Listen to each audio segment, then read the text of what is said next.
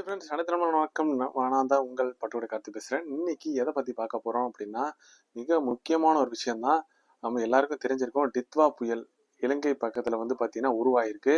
இது வந்து எதுக்காண்டி இந்த வீடியோ எடுக்கிறோம் பார்த்தீங்கன்னா, முழுக்க முழுக்க டெல்டா சைடு தான் அந்த பாதிப்பு வந்து அதிகமாக இருக்கும். அது மட்டும் இல்லாமல் எங்கெங்கன்னு பார்த்தீங்க அப்படின்னா, திருவாரூர், புதுக்கோட்டை, தஞ்சாவூர், நாகப்பட்டினம் இந்த 4 டிஸ்ட்ரிக்ட் வந்து பார்த்தீங்கன்னா ஹெவியாக பாதிப்பு இருக்குது. இது காற்றுனாலையும் பாதிப்பு இருக்குது, அதிக மழையினாலையும் பாதிப்பு இருக்குது. கரெக்டாக வந்து பார்த்தீங்கன்னா வெள்ளிக்கிழமையிலேருந்து பார்த்தீங்கன்னா மழையின் தாக்கம் வந்து அதிகமாக இருக்குது.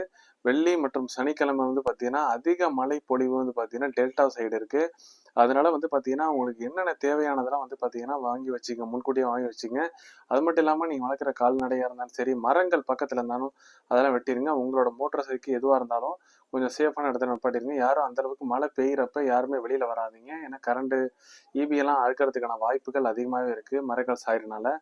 இந்த தித்வா புயல் வந்து பாத்தீங்க அப்படின்னா மணிக்கு 15 கிலோமீட்டர் வேகத்துல வந்து நகர்ந்துட்டு வந்துட்டு இருக்கு. எல்லாருக்கும் இந்த வீடியோவை எல்லாருக்கும் ஷேர் பண்ணுங்க. இந்த தித்வா புயல்னால வந்து பாத்தீங்க அப்படின்னா இலங்கையில இது வரைக்கும் அதிக மழை பெஞ்சு கிட்டத்தட்ட வெள்ளப்பெருக்குல வந்து 31க்கும் மேல வந்து பாத்தீங்கன்னா பலியாயிருக்காங்க. இலங்கை நியூஸ் சேனல்லாம் வந்து பாத்தீங்கன்னா அதை பத்தி தான் போட்டுட்டு இருக்காங்க முழுக்க முழுக்க. ஏன்னா வந்து பாத்தீங்கன்னா கோர தாண்டவம் ஆடிட்டு இருக்கு தித்வா புயல் அங்க இலங்கையில. அடுத்து வந்து பாத்தீங்கன்னா டெல்டா ஓரமா வந்து அப்படியே பாண்டிச்சேரி கரை கிடக்கும் அப்படி சொல்லி இதுல வந்து அப்படின்னா மேப்ல வந்து காட்டுது பாருங்களேன். அதாவது இங்க வந்து பாத்தீங்கன்னா அதுல இலங்கையில வந்து இப்போ வந்து இதா இருக்கு. அதுக்கப்புறம் அதாவது 28, 29 வந்து பாத்தீங்க அப்படின்னா டெல்டா சைடு வழியா வந்து பாத்தீங்கன்னா டெல்டா சைடு இப்போ அதில் இப்போ நாகப்பட்டினம் கொஞ்சம் பாதிப்பு அதிகமாக இருக்குன்னு காட்டுது. அதே மாதிரி பாண்டிச்சேரியில கரையை கிடக்கும் அந்த மாதிரி காட்டுது இதுல. அதாவது இந்த முன்னெச்சரிக்கை வந்து பாத்தீங்க அப்படின்னா நம்ம டெல்டா சைடு தான். நம்ம தேவையானதை வாங்கிங்க.